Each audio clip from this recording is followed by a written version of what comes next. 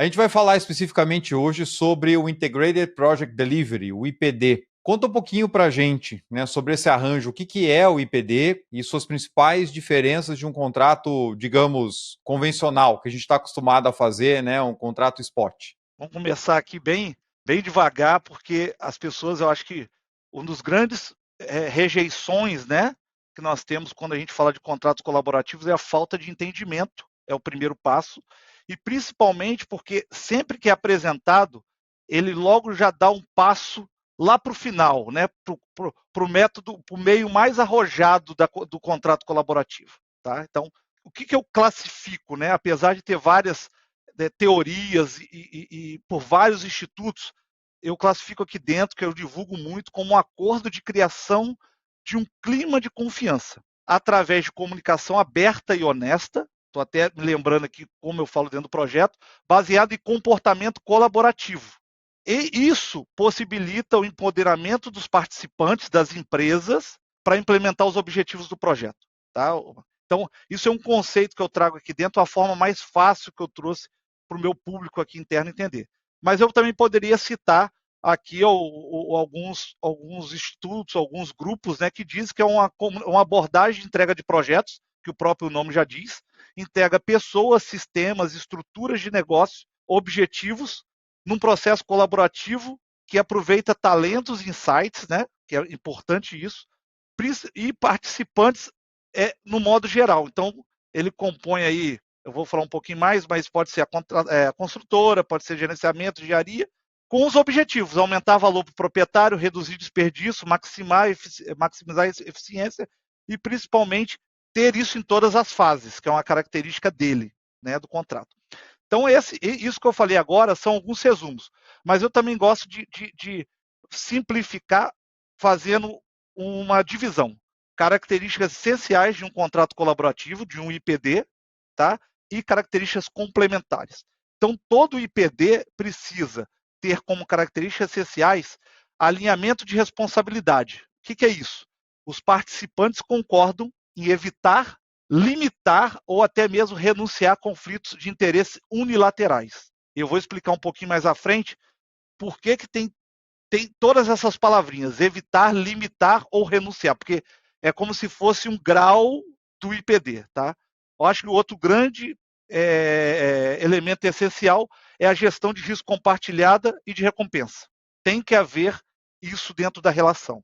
Quarto ponto: envolvimento precoce e contínuo do proprietário e dos principais parceiros, que vai muito num tema que você traz muito no seu podcast, como que esse contrato passeia dentro dos portões do FEL, né? Ele começa lá no projeto conceitual.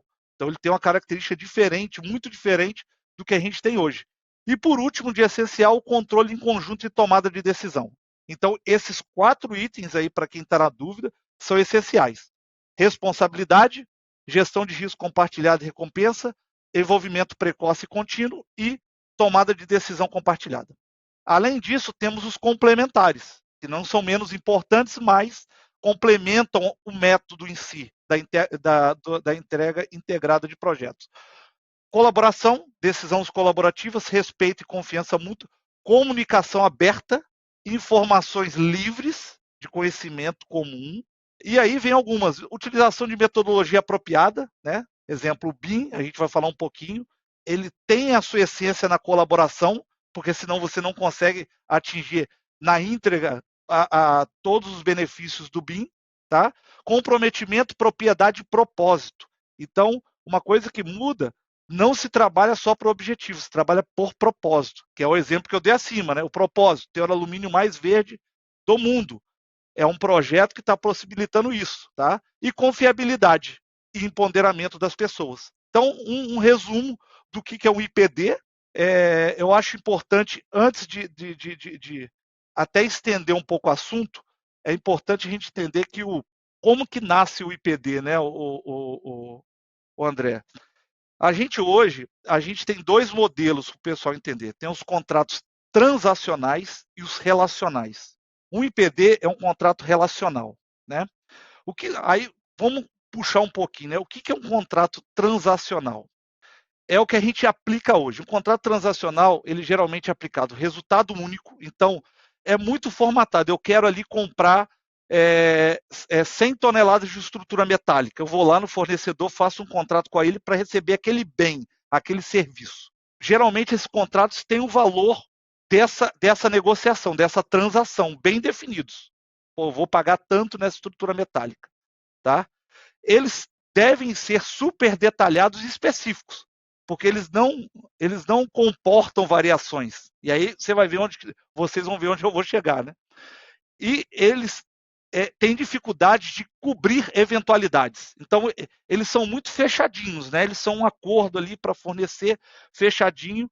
E, cara, infelizmente, ele tem uma característica. Desde o início, quando você coloca um contrato de estrutura metálica, qualquer coisa que tenha uma variabilidade dentro desse contrato vira uma relação adversarial competitiva. Por quê? Porque o contrato não comporta. Tá? Então, isso são contratos transacionais. E hoje é o que a gente mais aplica no mercado. Talvez vocês vão ver eu falando aí, ou na própria rede de contratos tradicionais. Tá? Então, nada mais é que esse contrato transacional, que a gente usa ele para relações de longo prazo. Exemplo, o projeto aqui tem 20, quase 30 meses. Né? Imagina eu, 30 meses atrás, bolando todas as possíveis variações que tem dentro desse contrato. Eu vou levar ele para condição adversária. Em compensação, os contratos relacionais, eles são de longo prazo. Os detalhamentos dos termos e as condições específicas, eles são importantes, eles têm dentro desses contratos, mas o mais importante são cláusulas que permitem esses ajustes de curso. Então, vou dar um exemplo, né? Que eu até vou trazer aqui embaixo, que é importante. Exemplo, um just in time numa fábrica de automóvel, que você tem, vamos supor, começou a crise, baixa demanda. Você chega lá no seu fornecedor, ó, não é para fornecer mais 1.000 peças, agora é só 50. Então, ele tem uma flexibilidade dentro desse contrato relacional. Aí tem um modelo de contrato relacional. Então, isso que é importante a galera entender, né? Ele permite adaptações de longo prazo, ajustes e consolida melhor as incertezas, tá? Esses contratos, ele buscam também a parte muito colaborativa. Então, todo mundo trabalha para se adequar a ele. E ele tem os objetivos. Eu gosto muito de explicar, para finalizar essa minha explicação, eu uso muito essa parte da fábrica do automóvel, né? Porque, exemplo, você pega a Toyota, ela já vem com muito tempo aplicando contratos relacionais, tá? Então, posso te falar o seguinte, ó, o just in time depende de relações estáveis de longo prazo, tá? Porque precisa dessa relação de confiança, os fornecedores precisam responder rapidamente a mudanças e demandas de produção, é um planejamento puxado, então o mercado pode variar muito fácil. O just in time é alto nível de confiança e fluxo de informações. A tecnologia ali das peças automóveis vem e aquilo ali necessita de adequações dos acordos, tá? E o just in time sempre prevê, ó, preferencialmente resolver rapidamente quaisquer problemas e desafios, em detrimento de depois discutir como isso se encaixa dentro do acordo.